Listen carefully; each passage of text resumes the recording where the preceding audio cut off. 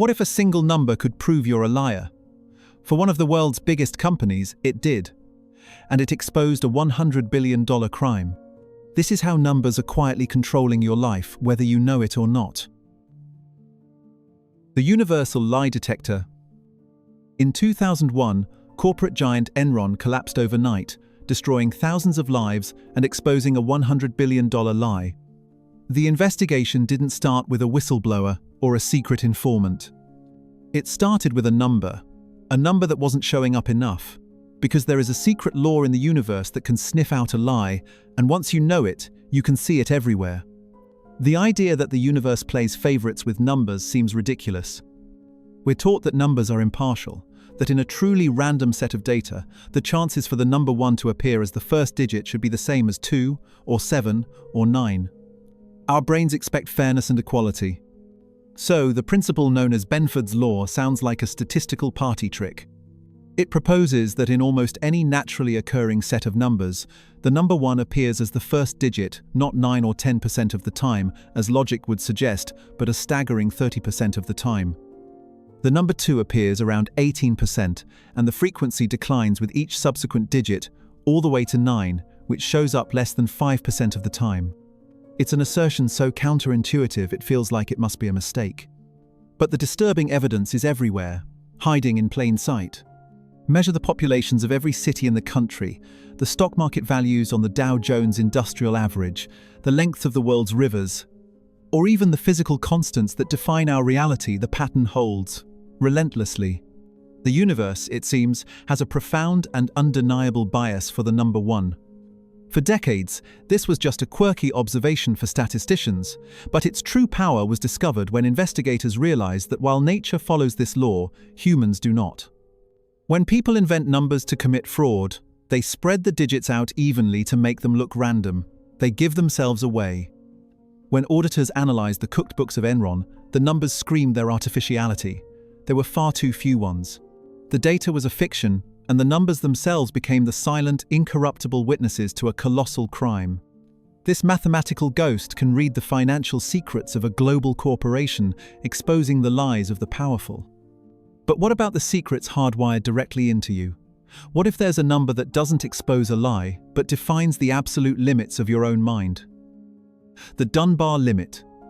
You have thousands of friends online. You can follow millions of people, connecting with anyone on the planet in an instant. So the idea that your brain has a hard-coded limit on the number of friends you can actually have a limit of only 150 seems absurd. In our sprawling, hyper-connected world, it sounds like a ridiculous relic of a primitive past, a limitation we have surely conquered with technology. But the disturbing evidence suggests this number is not a relic, it's a rule we can't break. In the 1990s, British anthropologist Robin Dunbar discovered that the size of the human neocortex, the part of our brain responsible for complex thought, directly correlates to the size of the social groups we can manage. A real social relationship isn't just a name on a screen, it's understanding a person's relationship to everyone else in your circle, a complex web of connections that demands immense processing power. Dunbar's research showed that for humans, that cognitive limit is unshakably stuck around 150 people. Once you know this number, you see it everywhere, an invisible blueprint for human society. Neolithic farming villages consistently averaged 150 residents. Ancient hunter-gatherer clans, the Roman army's military units, even modern-day companies like Gore-Tex, which intentionally splits any office that grows beyond 150 employees to maintain social cohesion. They all rediscovered this fundamental rule. Even your vast network of online friends is mostly an illusion. Studies of social media usage show that despite having thousands of contacts, the average person only actively engages with a core group that falls, predictably, right around Dunbar's ancient limit. The rest are just an audience. So take a hard look at your own friends list, at the thousands of names scrolling past on your screen. How many of them do you truly know? Does this ancient, unchangeable number mean that our vast social networks are just a comforting illusion we tell ourselves to feel less alone in a world far too big for our brains to handle? The prime number predators, insects, follow instinct, not algorithms. They operate on simple urges: hunger, reproduction, survival. The idea that a creature with a brain the size of a pinhead could master one of the most elegant and complex concepts in all of mathematics, prime numbers, is laughable. An insect mathematician sounds like a character in a children's story, or so you would think. But in the forests of North America, the disturbing evidence emerges by the trillions. The periodical cicada spends almost its entire life in darkness, buried in the soil. Then, after a hidden clock runs out, they tunnel to the surface in a synchronized, deafening wave. The true mystery is the length of their underground wait.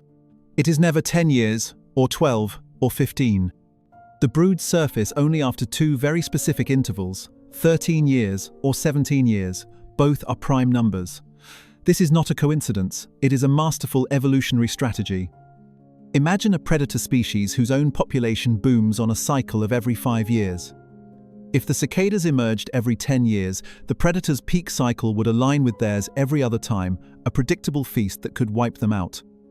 But because the cicadas emerge on a prime number cycle of 17 years, the predator finds itself permanently out of sync. Their cycles would only align once every 85 years, far too long for the predator to ever rely on them as a food source. They have made themselves mathematically unpredictable. Nature, through the slow, relentless pressure of natural selection, solved a complex numerical problem and weaponized the answer. It is a number used as a shield, a prime defense against the jaws of extinction, proving that numbers can be a tool to guarantee survival. This insect uses a number to cheat death. It's a shield. But what if, for humans, certain numbers aren't a shield at all?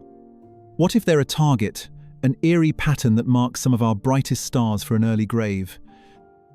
The 27 Club curse. It's just a coincidence. That's what the skeptics say. A morbid bit of rock and roll trivia, a pattern we invent after the fact because our brains crave order in chaos. It's easy to dismiss the idea that a number itself could be a curse, a dark statistical anomaly that haunts the history of music. It's just a number, after all, 27. But the disturbing evidence begins to pile up, forming a pattern that feels too specific, too tragic, and too consistent to ignore. The institution of ghosts known as the 27 Club first came into focus in the late 60s. It began with Brian Jones of the Rolling Stones in 1969, then Jimi Hendrix and Janis Joplin in 1970, and Jim Morrison in 1971. 4 cultural titans, all gone in a 2-year blaze, all at the exact same age. For decades, it was dark folklore. Then, in 1994, the curse seemed to stir. Kurt Cobain, the reluctant voice of a generation, was at the absolute height of his fame with Nirvana. He was a global icon, a musical genius who channeled the angst and alienation of millions into raw, powerful art. But he was also a man haunted by depression, addiction, and the crushing weight of a celebrity he never wanted. His mother warned him not to join that stupid club, but on April 5th, he was found dead. He was 27. The story exploded from a fringe theory into a global phenomenon. Then, in 2011, Amy Winehouse, a once-in-a-generation talent with a voice that channeled decades of soul and pain, died from alcohol poisoning after a very public battle with her demons. Once again, she was 27.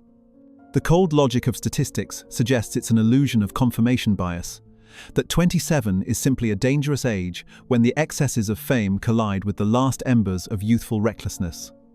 But that logic does little to comfort us when we are faced with a list of artists who didn't just make music. They burned with a fire that changed the world, only to be extinguished at the exact same moment. So is it just a statistical ghost, a tragic fluke we choose to see as a pattern? Or are some people just destined to burn twice as bright and half as long, with a number waiting for them at the end, like a final cosmic punchline? And what about the numbers that don't mark our end, but instead dictate every single step of our journey? The 3-digit gatekeeper. You probably think your credit score is just for getting a loan. A boring, adult number for boring, adult things. You think you're in control of it, that if you pay your bills on time, you'll be fine. That's what they want you to think. It's a simple, straightforward system. But that's a dangerous assumption. The disturbing evidence shows that this 3-digit number, ranging from 300 to 850, has become a secret gatekeeper to almost every aspect of modern life. Its power has grown far beyond the bank. Landlords now use it to decide if you're worthy of renting an apartment, using a past financial mistake to deny you a place to live. Insurance companies consult it to set your premiums, charging you more for a car or a home, not because you're a bad driver, but because a secret algorithm has branded you a risk. In some countries, employers will even check your credit history before offering you a job, using your score as a secret test of your character. A single number, generated by a black box formula you will never see, has more say over where you live, what you drive, and whether you get a job than your own resume or references. A single medical emergency or a difficult divorce from years ago can haunt you forever, because the algorithm doesn't know your story. It feels no empathy. It only sees data. This number follows you everywhere, a digital ghost that grants or denies permission for you to build a life, judging you on a past you can't escape. So how much of your life is truly your own?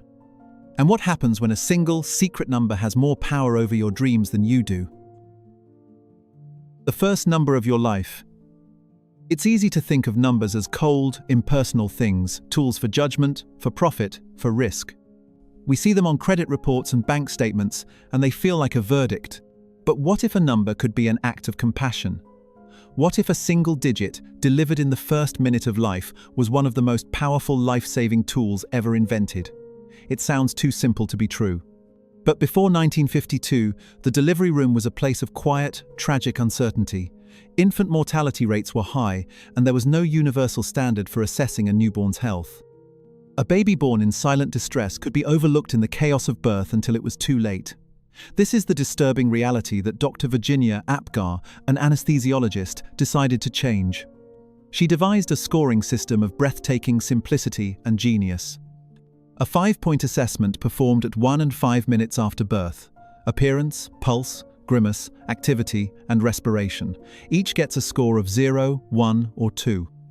The total, a number from 0 to 10, became the Apgar score. It required no expensive equipment, just a trained eye. Its impact was immediate and profound. A score of 7 or higher meant a baby was healthy. A score below 7 signaled distress. A score below 4 was a critical emergency. It created a universal language of life, forcing the entire medical world to focus its attention on the newborn in those first crucial minutes, saving countless lives. It is a number born not of judgment, but of compassion, a simple tool that has given millions of futures a chance to begin. It helps preserve the life that is. But while this number helps to preserve a life just as it begins, are there other numbers that act as a hidden blueprint for all of creation? A secret ratio that dictates the very form of beauty itself, from our own DNA to the shape of the cosmos. The universe's favorite number. The idea that the universe has a favorite number, an aesthetic preference for a certain mathematical ratio, sounds like mysticism, not science. We think of beauty as subjective, a matter of taste and culture. The notion that a single, unending, irrational number 1.618 could be a universal formula for beauty seems too strange to be real. And yet, the disturbing evidence is woven into the very fabric of our world, in both the things we create and the world we were born into. This is the golden ratio. The ancient Greeks used it to design the Parthenon, creating its timeless harmony. Leonardo da Vinci used it to frame the Mona Lisa. But humanity did not invent it. We discovered it. It is nature's favorite building block. It is there in the elegant, logarithmic spiral of a nautilus shell. It is in the perfect arrangement of seeds in a sunflower head. It is in the branching of trees, the veins of a leaf, and the terrifying, beautiful spiral of a distant galaxy. Even the code of our own life, our DNA, carries the mark of this number. A complete twist of the double helix measures 34 angstroms by 21 angstroms. The ratio between them is almost exactly 1.618. From the microscopic architecture of our genes to the vast swirl of the cosmos, this single number appears again and again. It is a silent mathematical artist, shaping everything from a seashell to the Milky Way, a formula for life as we know it. So if this number is the universe's blueprint for life right here, does that mean it's the blueprint for life everywhere? And is there another set of numbers, an equation designed not to describe the beauty we can see, but to calculate the number of intelligent voices out there we have yet to hear? The alien equation. For as long as we have looked up at the stars, we have asked one question: are we alone? It's a question for philosophers, priests, and poets. It seems far too grand, too profound, to be tackled by something as simple as an equation. The idea that you could scribble a few variables on a chalkboard to estimate our place in the cosmos seems almost arrogant, a foolish attempt to quantify the unknowable. But in 1961, that is exactly what a young astronomer named Frank Drake did. The disturbing evidence is not in the answer it provides, but in the clarity of the questions it asks. The Drake equation is a series of 7 multiplication factors that systematically break down an impossible mystery into smaller, answerable parts. It begins with the raw material. How many new stars are born in our galaxy each year? Then, what fraction have planets? When Drake first wrote this, we had no idea. Now, we know the answer is nearly all of them. From there, the questions get harder, moving from astronomy to biology and sociology. On how many of those planets does life actually begin? On how many does that life become intelligent? How many develop technology we can detect? And then, the most sobering question of all, how long do those civilizations last before they destroy themselves or otherwise go silent? Plug in optimistic numbers, and the galaxy is a bustling metropolis of thousands of civilizations. Plug in pessimistic ones, and we are utterly, terrifyingly alone in the dark. The equation's true genius is that it organizes our ignorance, giving us a roadmap for where to look. The Drake equation uses the laws of probability to grapple with our cosmic loneliness. But is it possible that those same laws of probability are actively tricking us every single day? What if our own brains are wired to be fooled by a mathematical paradox that hides in plain sight in a simple, crowded room? The paradox of the party. Imagine you are in a room with just 23 people. What are the odds that any 2 of them share a birthday? Your brain, a machine for quick judgments, does a fast calculation. 23 people, 365 days. The chances must be incredibly low. It's an easy, logical assumption. It's also completely wrong. This is the secret behind the birthday paradox, so named because the truth is so disturbingly contrary to our intuition. In that room of 23 people, the probability of a shared birthday is over 50%. Better than a coin toss. How can this be? The error is that we think about ourselves. We ask, what are the odds someone has my birthday?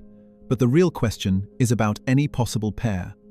With every new person, the number of potential connections multiplies exponentially. With 2 people, there's 1 pair. With 3, there are 3 pairs. With 23 people, there are 253 possible pairs.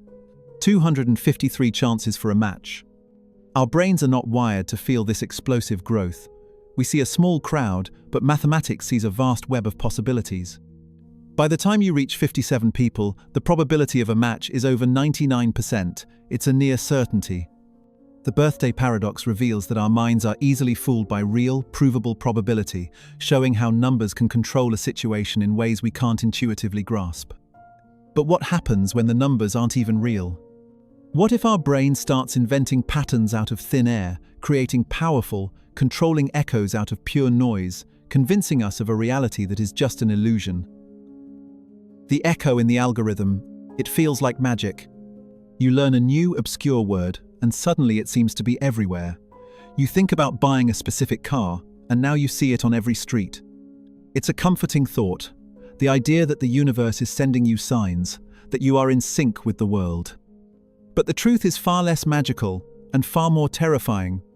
This powerful illusion is the Baader-Meinhof phenomenon, a fundamental glitch in our mental software. The disturbing evidence is how it works in 2 steps to trick you. First, selective attention. When something is new to you, your brain flags it as important and subconsciously starts scanning for it. You aren't seeing it more often, you are just noticing it for the first time. Second, confirmation bias. Every time you spot it again, your brain delivers a jolt of validation. See? I knew it. It reinforces the belief that the frequency has genuinely increased, creating a self-perpetuating illusion. For most of history, this was a harmless quirk, but now it has been weaponized. The invisible algorithms that power our digital lives have learned to exploit this glitch. Search for a product once, and they will manufacture a synthetic frequency, ensuring ads for it follow you everywhere, manufacturing an echo chamber that your brain is naturally wired to believe. So the next time you see that ad for shoes you only thought about, or a word you just learned appears in a headline, stop and ask yourself, is this a sign from the universe? Or is it an algorithm that knows you better than you know yourself? The line is blurring. And in this new world, the most important number isn't one we can calculate. It's the number of times a day we are being quietly, perfectly controlled. There are thousands of other numbers quietly shaping your reality, waiting to be discovered. If you want to uncover more of the secrets hidden in plain sight, subscribe to our channel. Let us know in the comments which number you believe secretly controls the world the most.